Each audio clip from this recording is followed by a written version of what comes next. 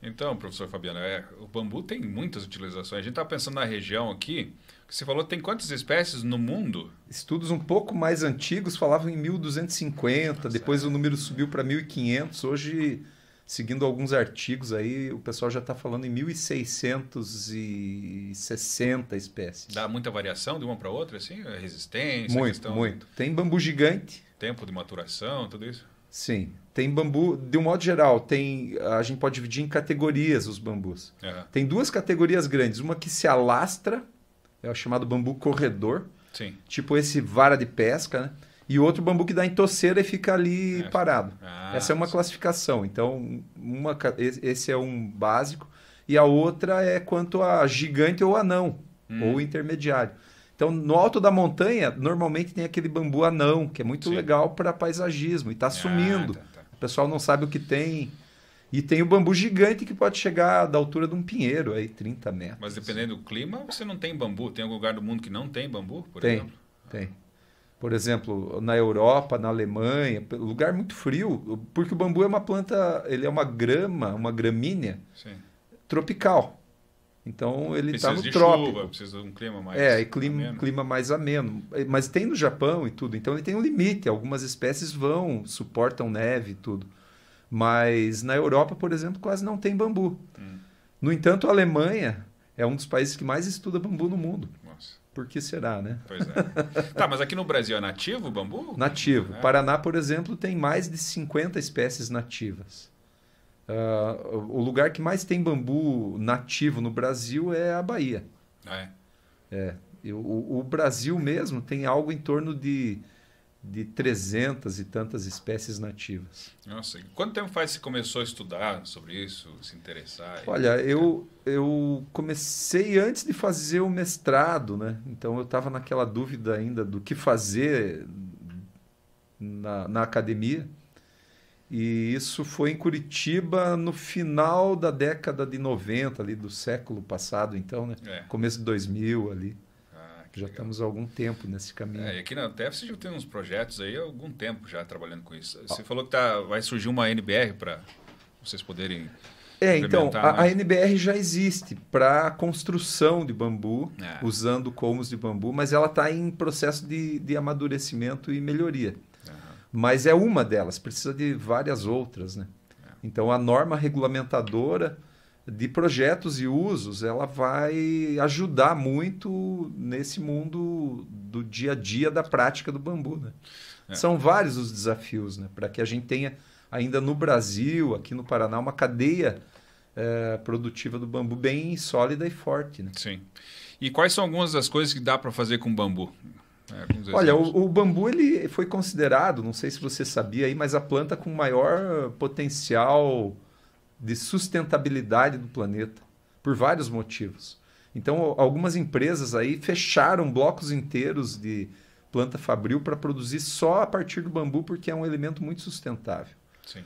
Primeiro porque ele é a planta que tem o recorde de crescimento em altura, em biomassa no planeta. Tem o registro Guinness do Japão que marcou um bambu crescendo 1,24 m em um dia. Nossa. Quer dizer, você vê o bambu crescendo. Você não precisa de uma área muito grande para poder ter um bom aproveitamento, né, da planta. E além disso, ele captura carbono de forma muito eficiente, porque ele cresce muito rápido. Ele é uma gramínea que diferente da árvore, que você corta e ela brota algumas vezes, depois morre. O bambu tem um ciclo contínuo longo que você pode ficar colhendo anualmente, não só o elemento estrutural, que é o como para produzir casa, pontes e assim por diante. E aí tem mais de 4.000 produtos que ele pode produzir, mas também ele produz comida, né? O broto é comestível. Então ele ajuda na segurança alimentar e ele acaba sendo um elemento muito importante para combate a eventos críticos aí, climáticos e ambientais e qualquer emergência social.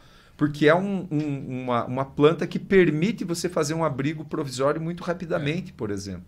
Quem tem isso em alguma propriedade no interior, de repente, utilize isso de uma maneira corriqueira, ou como eles conhecem, né, pela tradição, mas existem alguns métodos que você pode usar para aproveitar melhor, né, desde a extração do tratamento dele. Claro, Isso, claro.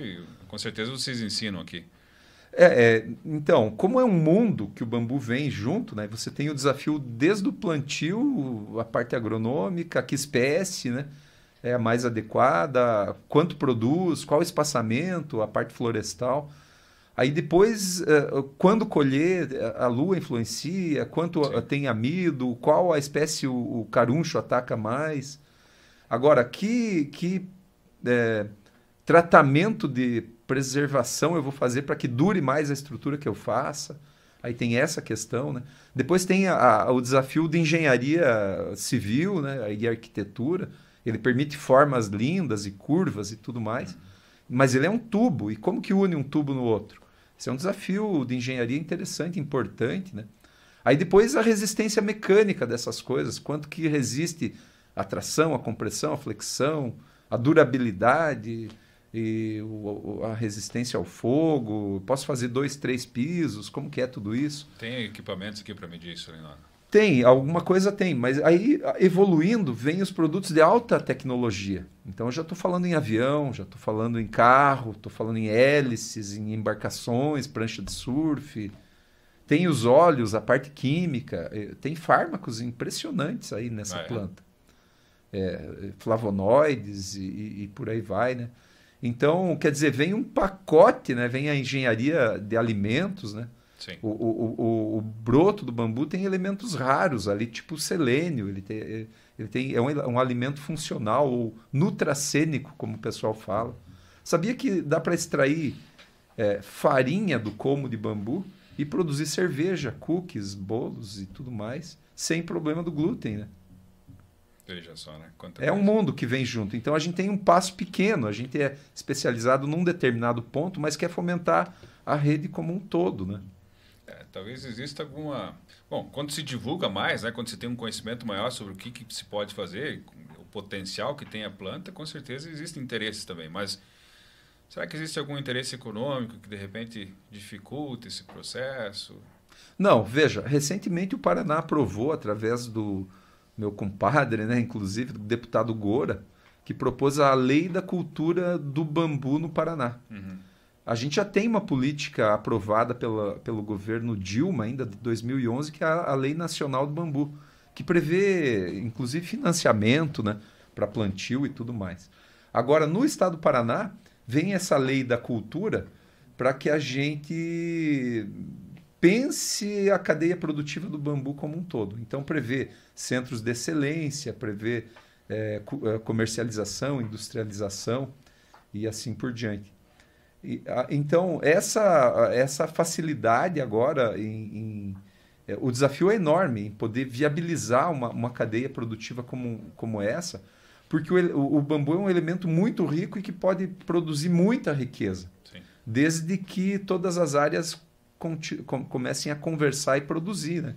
E a universidade tem um papel importante, fundamental nisso, nessa disseminação, para trazer essas informações que hoje estão um pouco espalhadas e trazer de modo útil para o usuário, para o produtor e assim por diante. É isso que eu ia perguntar, porque se de repente alguém busca um financiamento para produzir, para plantar bambu, ele precisa de alguém que vá supervisionar, que vai orientar, mas existe alguma instituição, quem que é um especialista que vai lá ajudar o produtor desde o plantio até a colheita? Então, a gente está em falta nisso, né? Deveria ser, por exemplo... Pode até surgir uma faculdade para especialistas em bambu. Sim. Que junta, é interdisciplinar, né? Tem engenharia mecânica, tem engenharia civil, envolve muita coisa, né? Esse é o grande desafio, porque por isso ele é um desafio contemporâneo, né? Porque hoje todos os problemas contemporâneos são multidisciplinares, né? Agora, como fazer? Porque a gente gosta de pensar em caixinha, né? Pois é. E segmentar o conhecimento. E aí, com o desafio, fica tudo muito difícil. Então, nesse momento, o desafio que o bambu coloca é um desafio orgânico, é um desafio estrutural e multidisciplinar. E por isso é tão desafiador e legal esse problema. Você tem aqui, quem contigo faz esses estudos? Olha, na universidade aqui, na Universidade Tecnológica Federal do Paraná, a gente tem vários potenciais e esse estudo acontece há um bom tempo, mas fragmentado. Então a gente tem 2 vizinhos, um parceiro bem importante que é o professor Eleandro Brum, que está trabalhando na linha de floresta, né? Ele é no programa de pós-graduação em engenharia florestal e no curso de floresta. E tem lá um plantio de 250, 260 toceiras de bambu gigante, com espaçamento controlado, adubação, produção de biomassa, tudo isso sendo levado em conta. Na Federal do Paraná também tem, com outra espécie, né?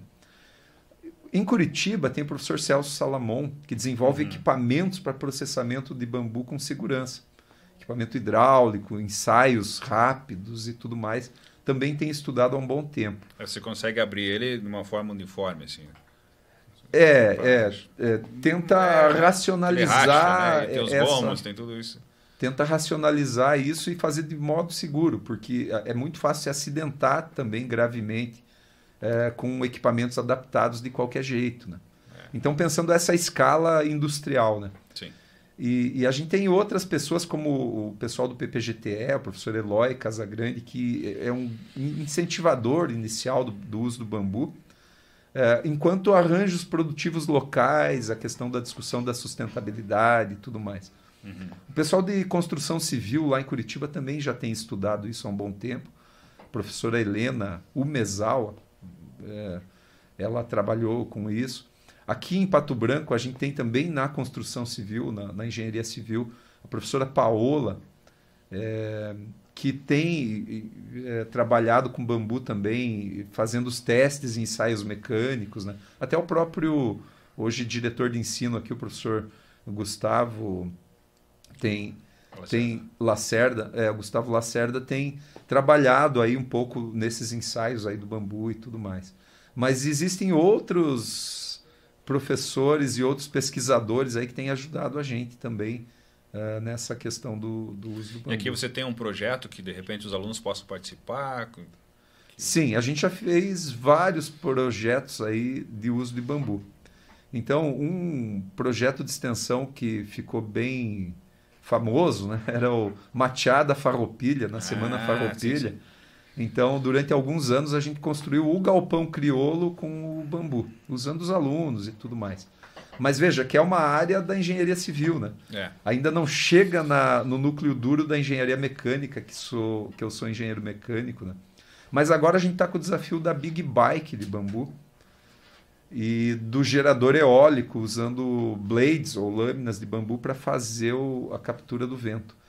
Então a Big Bike de bambu é um monumento de uma grande bike que tem 6 metros de comprimento por quase 3 de altura e que ela vai ser usada no Dia Mundial Sem Carro e a gente vai fazer toda ela de bambu, né? Para fazer o alerta para os modais diferenciais aí de transporte e o problema do carro, né?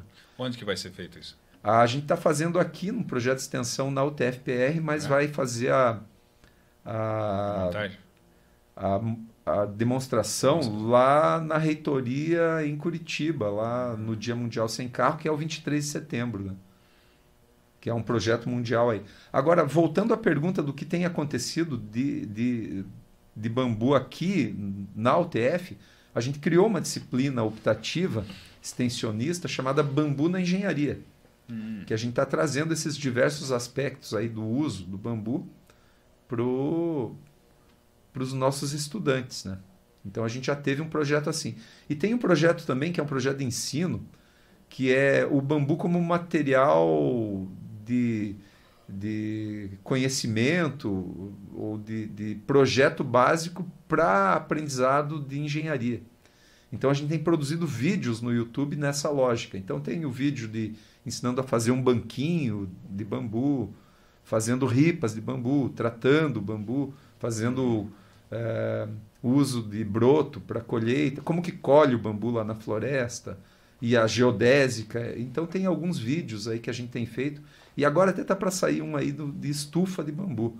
Que veja, a estufa é algo extremamente importante aqui para a nossa região, a estufa agrícola, porque ela permite proteger as plantas aí no nosso inverno rigoroso as mudinhas proteger dos insetos e por aí vai. E o bambu é um elemento bem importante para a produção dessas estufas. E quando você faz o pé dela, você faz um tratamento diferente para ele não estragar, não apodrecer? Tem várias técnicas, né? Com Porque fogo, talvez? o bambu, em contato com o solo, ele vai pegar a umidade e vai apodrecer ali. Então a gente tem que tirar ele do solo. Então a gente pode usar estacas de madeira e a partir da estaca de madeira ou de metal, ou de polímero, ou de concreto, ele não vai direto na terra. partir o bambu. Sair dali, né? Então já sobe da umidade, some e a gente já tem uma boa solução. Maior. Mas tem várias técnicas aí. Agora, o grande desafio da estufa é o vento. Então, e o bambu, a gente fez os testes, ele resiste muito bem aos ventos aqui da região. Já temos estufas aí com mais de 4 anos de uso e estão lá intactas, íntegras e funcionando. E economiza muito dinheiro, né? Eu lembro de um poema do Walcott que eu estudei no mestrado. Ele dizia: os bambus se inclinam como cavalos laçados. Essa imagem que ele traz assim, né? Do Caribe. Então tem muito esse entendimento. Mas que legal, professor, muito bom. Você estava mostrando aqui antes, né, do teu projeto, que tem um estudo bem amplo sobre isso, que serve como disciplina aqui para os alunos que têm interesse também, mas uma aplicação mundial que se mostrou aqui, né, das plantas de surf, inclusive a curiosidade que o Santos Dumont usou bambu também para fazer um dos modelos. O Demoiselle é o segundo avião do Santos Dumont, é projetado em bambu e ele fazia com corda de piano. Mas ele pegou bambu lá da Europa? Não, trouxe do Brasil, provavelmente. Levou do Na Brasil. verdade, eu não sei. Né? Aí já é outra coisa. Assim como nas caravelas de Pedro Álvares Cabral veio bambu. Os portugueses foram um dos maiores responsáveis por disseminar bambu no mundo. Porque ele levava as estacas, chegava nos lugares onde ele estava aportando e cravava lá para fazer alguma coisa e ele brotava e fazia já, por exemplo. Então, tem um bambu chamado Bambusa vulgaris. Ele é vulgar porque aparece em todo lugar do mundo. Os portugueses ajudaram a levar muito. Então, no Brasil, originalmente não tinha o Bambusa vulgaris. Veio com a colonização. E hoje é uma planta disseminada mundo afora, naturalizada já no brasileira, né? Eu lembro que nos outros vídeos você fez também um reator para carvão, como é que chama? O ativo, né? Carvão ativado. Então, sim. Essa é uma das grandes utilidades também do bambu que pode usar na região, né? Então, olha só, eu comecei a estudar o bambu, né, pensando em piso, alto valor agregado no piso de bambu. Quanto custa 1 metro quadrado dele? É um valor bem legal, assim, né, para quem está produzindo. Para quem está pagando é difícil, porque é muito caro. E todo mundo quer fazer piso. Mas o desafio para fazer piso é que você exige uma infraestrutura industrial gigantesca. Como um estrado, assim? Piso laminado mesmo, né? Como se fosse... Mas aí você vai ter que cortar ele em pedaços prensar, desmonta ele, remonta com cola, prensa, gabaritar, e equipamentos de milhões de dólares, e volume de bambu gigantesco, inviável no Brasil. Você não vai pegar a extensão dele inteira, assim, de 2 metros, para fazer ele não sustenta. Não, tem que segmentar, separar parte do colmo. É a cereja do bolo. Comecei estudando inviável. Cadeia produtiva, a partir daí não dá, fica muito caro, não saiu. Aí vai demorar ainda a gente chegar nesse ponto, né? Já tem esforços aí. Agora, o carvão, pelo contrário, ele não é o ápice da pirâmide, ele é a base, é uma das coisas que viabiliza a cadeia produtiva. Então, quando você produz bambu, vai sobrar muito resíduo na floresta. Você vai usar uma parte nobre para isso, outra parte para aquilo, e assim por diante. Mas vai sobrar muito resíduo. O que faz com o resíduo? Carvão. Agora, o carvão pode ser ativado. E o bambu é a planta que está mais próxima, talvez, do carvão ativado, sem precisar ativar ele quimicamente ou termicamente, que é um processo caro.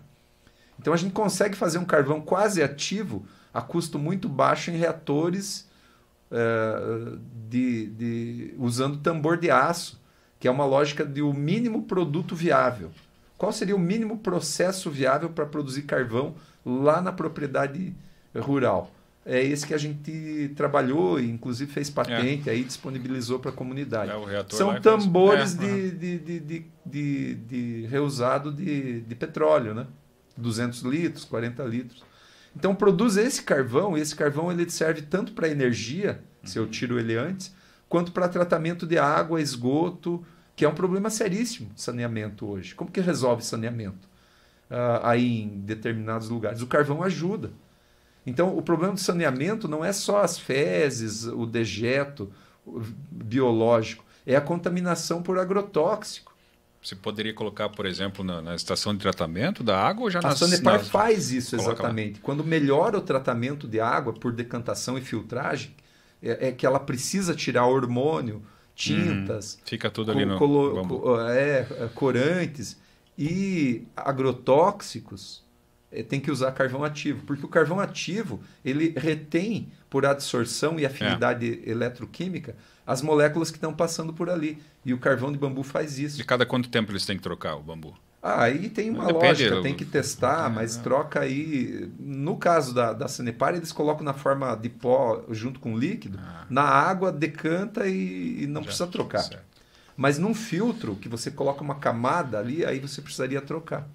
Mas veja que interessante, o agronegócio é talvez um grande motor da economia brasileira.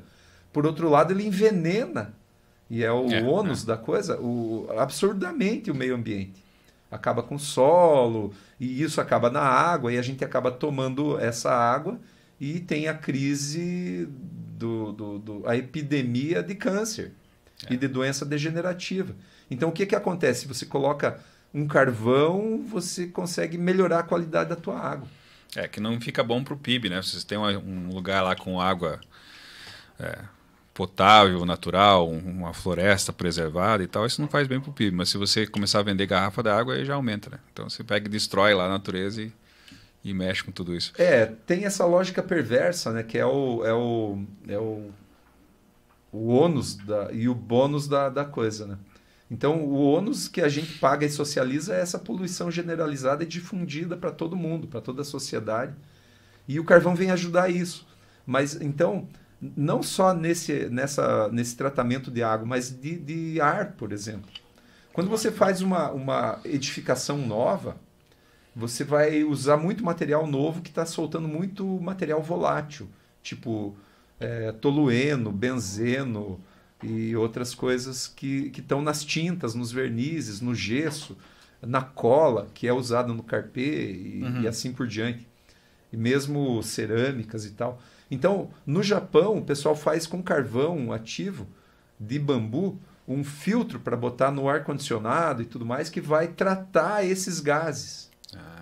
O metano, os gases de apodrecimento de substâncias.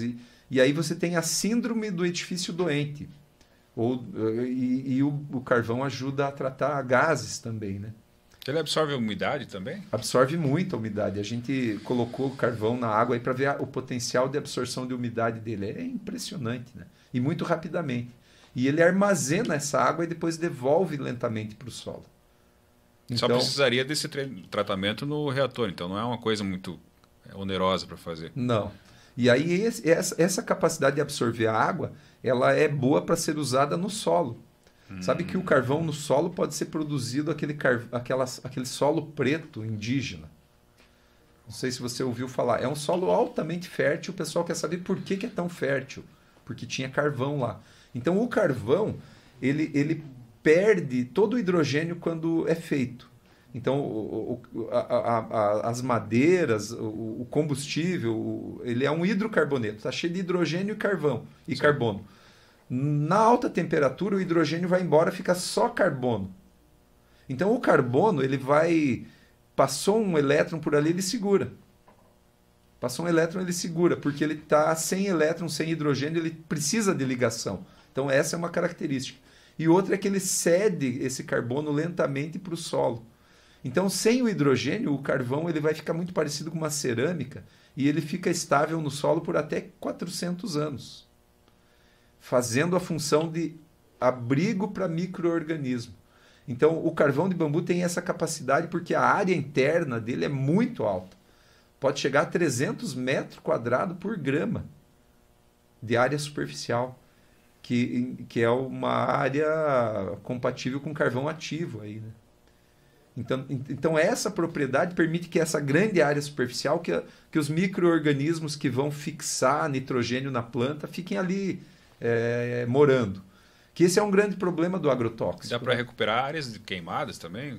Degradação ambiental. Sem falar em outros aspectos da floresta de bambu em pé, que produzem muito serviço ambiental, proteção ao vento, encosta, diminui assoreamento, melhora a fertilidade do solo e por aí vai. Então, mas veja, o agrotóxico ele mata a microbiota do solo. Então, a fertilidade do solo brasileiro do soja vem do adubo químico colocado, que é carreado para a água rapidamente, nitrogênio e tal. Então, ele mesmo matou a maior parte dos micro-organismos. Então, uma forma de preservar é com o carvão. Então, o carvão usado para substrato de plantas e para melhoria de solo. Então, veja, o camarada produz o carvão, usa o broto para comer. O colmo bom ele usa para construção civil, fazer a cerca, o chiqueiro, o galinheiro e outras coisas. Reduz custo. E o que sobrou produz carvão para tratar o esgoto dele, já não vai contaminar, não vai ter esse problema. A maior causa de doenças no Brasil, falta de saneamento, água contaminada. Então o carvão vem ajudar aí. E também na terra. Ele evita a melhoria da fertilidade da terra. Mas aí então você ele precisa fecha passar um ciclo. Tem que passar um arado em cima ou você só coloca na superfície? É como cal, porque o carvão você consegue facilmente transformar ele de pó até granulometria maior, né? Aí você vê como que vai incorporar isso. Então você pode passar como se fosse... Essa lógica é bem tranquila, né? Então ele viabiliza a cadeia produtiva que a gente quer montar no futuro. E ela vem, tenho certeza, porque tem duas plantas que são as de reflorestamento mundial. Primeiro eucalipto e pinos. Pinos e eucalipto. São as duas plantas que evitam que você corte o cerrado, a Mata Atlântica e assim por diante, para a produção de madeira. Então você planta essa reflorestamento e usa eucalipto para energia, para madeira serrada, pinos basicamente para celulose e assim por diante. E sabe qual é a terceira planta? Bambu. Que vem mais crescendo em área florestal no mundo plantada, e ela tem vantagens em relação ao pinos e eucalipto. E ela tem assim uma perspectiva. E o Brasil tem tudo para ter uma grande plantios energéticos, plantios tudo mais de bambu. O eucalipto ele consome muita água, né? Seca as vertentes, tudo. Ele tem vários problemas aí. E também ele tem uma taxa que é aos 7 anos eu colho o eucalipto, aos 14 e aos 21, que ele brota. O ciclo é muito grande. Não, e depois, o que sobra? Só toco. Quanto tá para destocar uma área de eucalipto depois? Como que faz? O bambu, não. O ciclo dele você pode ficar com 80 anos produzindo, 100 anos produzindo, colhendo a cada 3 anos. Depois que você estabeleceu, o retorno financeiro comparado com o eucalipto do bambu é maior. Produz mais biomassa com mais qualidade, sem precisar replantar e com baixa adubação, porque ele mesmo produz seu adubo. Eu estava pensando aqui, professor, dá para juntar engenharia civil, mecânica, agronomia, todos esses professores que você citou aqui, já pensaram em montar um... Perfeitamente. A gente tem até um lugar legal aqui na UTF para fazer isso. Desenvolvimento regional. Está aí, né? Tá aí. A natureza, vocação da região aqui sudoeste do Paraná sempre foi florestal, né? Apesar de a gente já ter tirado aí quantos bilhões de metros cúbicos aqui, o professor Citilo mapeou 13 bilhões de metros cúbicos de araucária foram extraídos da região. Mas aqui, vizinha a nós, aí, Poçadas e Misiones, na Argentina, ainda tem essa floresta toda lá e tem muito bambu na região. Itaipu aqui quer reflorestar de bambu o entorno do lago ali com os bambus nativos, especialmente o guadua chacoensis, né? Que maravilha. E aí a gente tem uma comunidade tradicional que sabe usar o bambu há mais de 10 mil anos aqui na região do estado do Iguaçu, que são os indígenas, né? E se alguém tiver interesse maior de participar, de conhecer disso, eles podem vir aqui falar contigo ou de repente tem algum site que você publica alguma coisa, alguns artigos? A gente tem feito tudo isso via universidade, os sites da universidade. Eu não abri nada assim. A gente até tem pensado em montar um blog aí, um site, alguma coisa sobre bambu. Mas tem a Associação Paranaense que está organizando. A gente participa lá da Associação Paranaense do Bambu, que está nesse esforço de organizar também essas informações. Santa Catarina já tem a associação funcionando há algumas décadas já, né? Então eles estão na frente da gente, né, em relação a isso. O Rio Grande do Sul tem um bom movimento com o bambu também. Já tinha planta de produção de celulose de bambu que fechou há 50 anos, né? Lá no Rio Grande. Mas que a celulose do bambu e o papel de bambu é um papel muito especial. Inclusive na China, o primeiro papel desenvolvido no mundo foi de bambu. E ele continua sendo usado até hoje. No Brasil, teve grandes plantios de bambu para celulose lá no Maranhão e em Pernambuco, com a Itapajé, que fechou hoje, mas é um papel que a fibra do bambu ela fica entre a do pinus e a do eucalipto. Uma é muito curta, uma é muito longa. A do bambu é uma intermediária, ele dá um bom papel craft para embalagens, tipo embalagem de cimento, filtro melita, essas coisas assim. Maravilha, professor. Parabéns. Isso aí. Legal. Vamos dar uma visitada qualquer hora, fazer uns vídeos lá onde você trabalha. Valeu.